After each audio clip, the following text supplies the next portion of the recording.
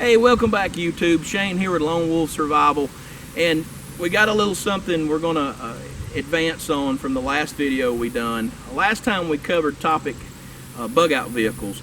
So what we want to do is kind of continue on that. We've talked about bags, we've talked about where to bug out, we've talked about vehicles. What we haven't talked about yet is how to get there, how to actually bug out. And the purpose of this is to show you the correct setup so that you can go out and you can train and you can practice this on your own. You don't have to go take a class to do this, but you do need to train yourself. You need to practice. If you have a plan, and your plan is to go somewhere, you need to take a weekend, take the family with you, go out and practice this stuff. You know, it's great to read the books and watch the videos and take a class. You know, you come out and take a class with us, you know, like we train so many people to do this, but do you actually practice it? So it's great to have this stuff in a closet, but if you don't know how to use it, it's kind of defeating the purpose. It's a waste of money and resources. So, on that, we're out here with the red. Our scenario is, it's gone down, everything's gone haywire, the end of the world is here, okay? So now we got a bug out. And we were working on a motorcycle in the garage when it all went down, and we just got to go.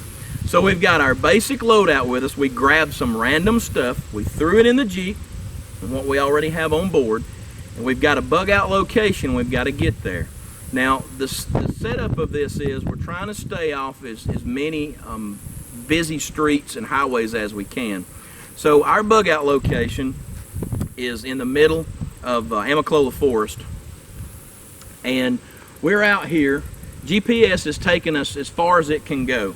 Okay, and we're actually at Nimblewell Church, on Nimblewell Church Road. We're using the street sign as our cross reference. Okay, we'll shoot our GPS coordinates, our longitude and latitude, and we're going to be using something that I know you've probably never seen before. It's not on your smartphone app. And as you can see, we got traffic coming by, so you know this is a busy road. We're about to take it off the grid. It's called a map. Oh my goodness, how many people still know how to use these? Now there's all kind of different maps. I have a collection of maps. GPS is great, but sometimes it stops. Google stops sometimes. You get to a certain road and then Google's like, you know, I'm done, this is all I got. So the purpose of this is there's so many different types of maps that you can get. Georgia maps, Tennessee maps, state maps, county maps, city maps. There are some maps that do not show trailhead roads. Now the purpose of this is we're going to try to stay off the blacktop as much as possible. So this map that I have here shows the actual trailheads that we're going to be on. All right, and these are recreational maps. They're kind of like you can go to sporting goods stores, local sporting goods stores, Dick's Sporting Goods, Bass Pro Shops. They sell them in your local area. And this is hard to find places, or places you didn't know existed. The roads that are not on GPS, the roads that are not on the major maps, right? So we shot it. There goes some fellow survivors. So as you can see, it's a busy intersection. Now we're going to come back. I've got all my maps, I've got my compass, I've already shot my coordinates, so I know how we can come back out this way. So we're about to get started. We're going to head in, and we're going to show you the trail road itself. We're going to show you some different things, manipulating water, manipulating ruts, how to get over rocks, how not to destroy your vehicle before you get to where you're going. And then eventually where we're going to wind up is for our simulated bug out location that we'll be staying at tonight, and we'll do a couple gear reviews for you later. So let's go ahead and get out there and let's get on the trailhead and let's get dirty.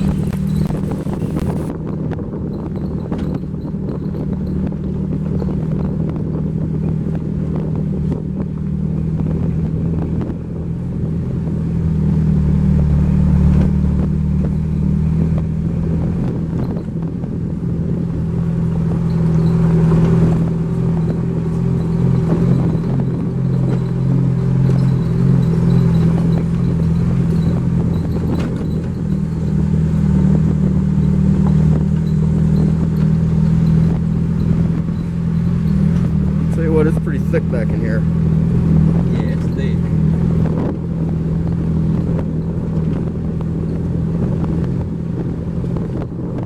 I'll cut the sound out on all that stuff.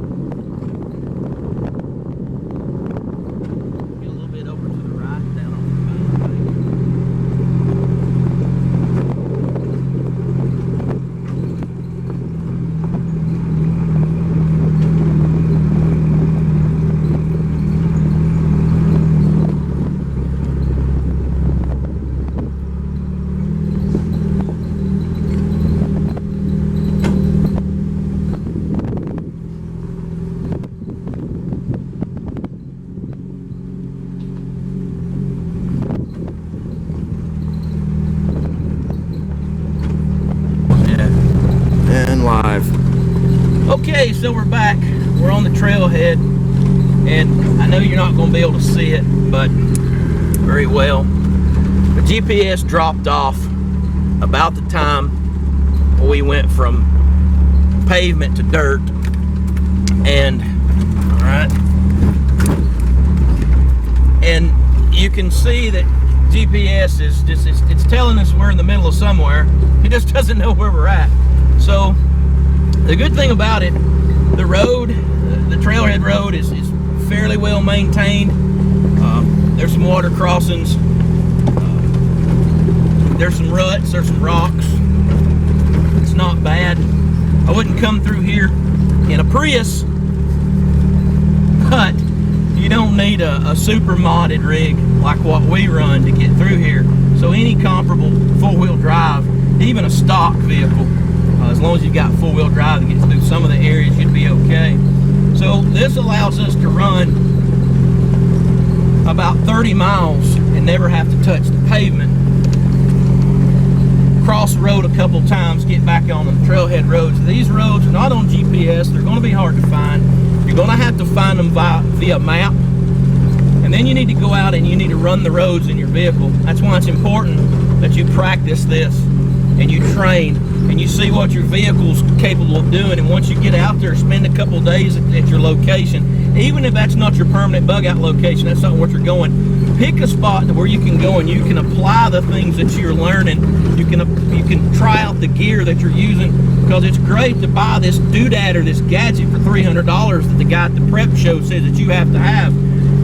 But if you pull it out of the box and you don't know how to use it, it's worthless. So that's why it's important that you do this. So we're going to head on a little bit further in, and we'll be checking in periodically, showing you some different stuff, what to look for, trail markings, signs of other vehicle activity, depending on where your location, if it's remote or you're trying to get to where there's another group of people. So we'll be back in just a little bit.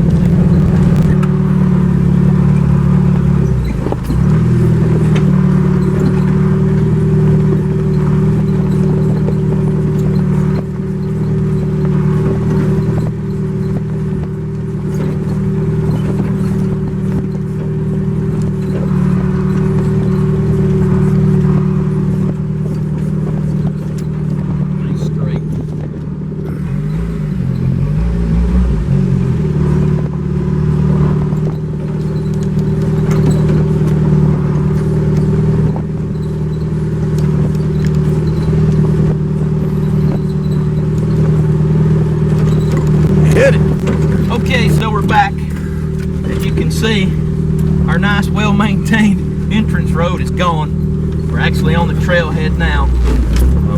Like I said before, you're not going to get in here in a car. A two-wheel drive vehicle could get a little ways in on the main road. Once you get back here to the trailhead, it's dry. Right now, luckily, we've had no rain in about a week. A lot of rocks, a lot of washouts. This is where the four-wheel drive comes into play. Now, the issue when you're scouting your area, you're operating a stock four-wheel drive vehicle, and I'm going to give you an example. So, all of you out there who drive rodeos, don't get mad at me. Okay, I'm telling you, rodeo is a bad vehicle. What I'm telling you is a stock four-wheel drive rodeo is going to have a problem through here because it doesn't have the ground clearance. There's a lot of rocks. I'll show you some of the areas you're going to have the ground clearance to get over them. You can drag the bottom of your vehicle out. So that's when it's very important to make sure that the area that you're going to be going to, your vehicle is set up for that area. And as you can see, it's pretty rough down through here. And I'm just kind of taking it easy. I don't want to tear nothing out. So the chances of everybody making it out to this location, not going to happen. It's also something you got to think about when you're scouting. Is it an area that anyone can access easily, so that now you're not going to have to be contending with others going to your bug out location. So just make sure when you're setting your vehicle up and you're picking your location, you know that your vehicle can get through there. All of these come into play. If I want to get to a remote location like this, I'm going to have a vehicle that can get me there. I'm going when I be getting to a location like the earlier trailhead road we were in on that can get through, that's what I'm gonna set up for. So depending on, like I talked about before when we covered bug out vehicles, is it your primary driver or is it a vehicle specifically designed for that application? Mine is specifically designed for this. It's not my everyday driver, so I can afford a little more off-road luxuries. I don't drive this thing around town every day. Versus the rodeo that I have to commute back and forth to work with. I probably wouldn't want to take it down in here. I'm going to tear something up. So we're going to get on down a little further. Be back to check on you in a little bit. Okay, so we're back. We've done about 90 miles today on the trail. We started out at 10:30 this morning. It's about 6:30 right now. We're almost to the end of where we're going to set up for tonight. Coming up on the river crossing right now, and we're going to show you that, and then we got about another good 15-20 minutes and we'll make where we're going to break camp, where we're going to set camp up at. We've only had to cross the main road 2 times today, so we've actually covered a span between two pretty good sized towns from one location to another, 90 miles, and only touched the road twice. So just kind of showing you that you can get from one location to the other in a lot of the areas in the United States without ever having to cross asphalt, get main roads. So this location we picked is pretty remote, pretty out there. So we're going to go ahead and make our crossing, and anytime, like I said, getting back to your vehicle when you're out here, make sure that you scan the area first, you scout the area, make sure your vehicle's set up for it. Once again, please don't go out and try to cross no rivers and no Toyota Prius. I'm giving them Prius drivers heck, I know. So we're going to go ahead and make our crossing, and then we'll see you back at camp.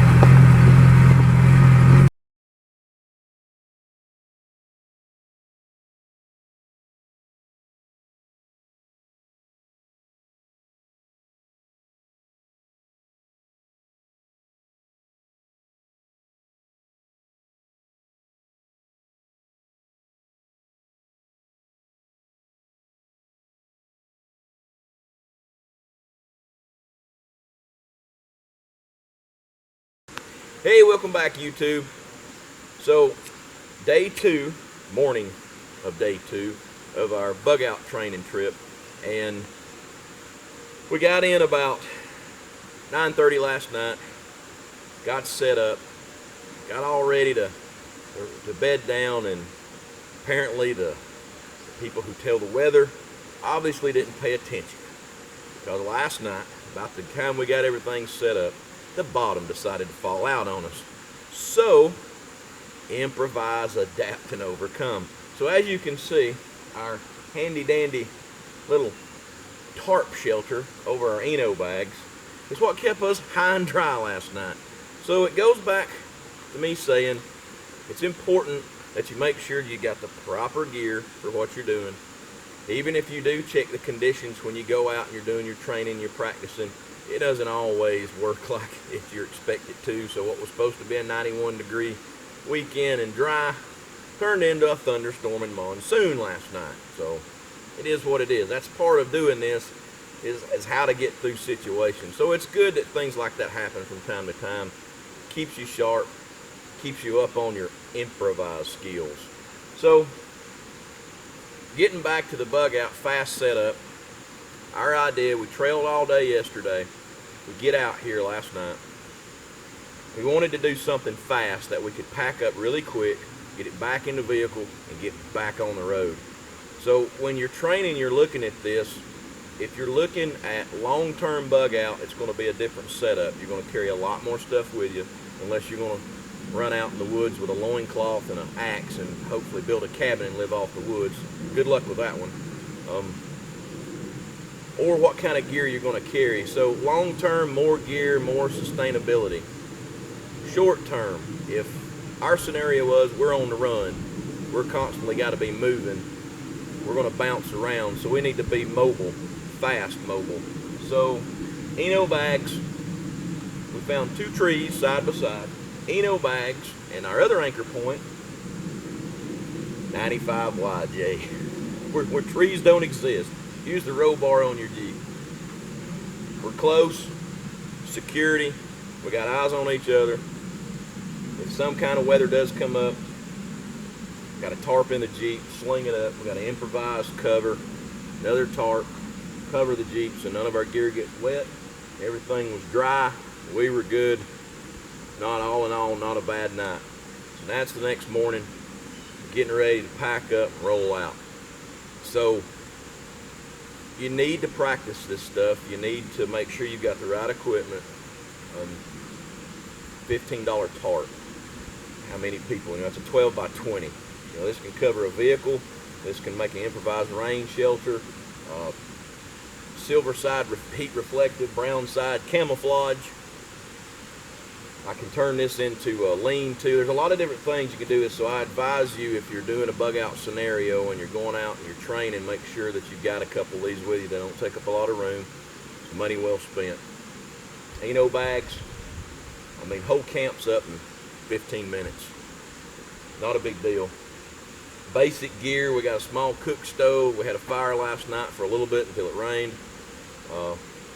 Try to travel light. All in all, we had the gear we had packed out on the rack on the back of the vehicle and a little bit of stuff inside. So the scenario was to keep moving. Now we're going to grab everything, throw it together, and we're going to head out again. Different location every night. That's something we still train to, because you can always do better than the last time, and you learn something every time you go out. So that's why it's important, if you're training for this, if you're preparing for this, if that's your situation, that you're going to take you and your family and you're going to go out to a location, it's important that you go out, and maybe not to your specific location, because maybe you don't want to give that position away, but you find some place that you can go and you can practice these skills, because you can watch this on TV, you can read the books, you can Google it on the internet. It's not the same until you actually take the gear you got out of the closet and go out and apply what you're learning. Book learning is great, practical application. Try to find some others that are doing the same thing. Maybe go as a group, learn off of each other. I know not everybody has the capability to take classes and stuff for that. You know, we offer a wide variety of things. We do off-road classes too, for our off-road friends. So select your gear, find your location, put your team together, go out and practice. Because every time you go out, you're going to find something different that you could have done better. That way, when a situation does come down, you've already run 5 different scenarios, and there's no way to truly be prepared for everything and anything, but you can get close. So, Shane with Lone Wolf Survival, practice, train, and remember, as always, be safe, have fun.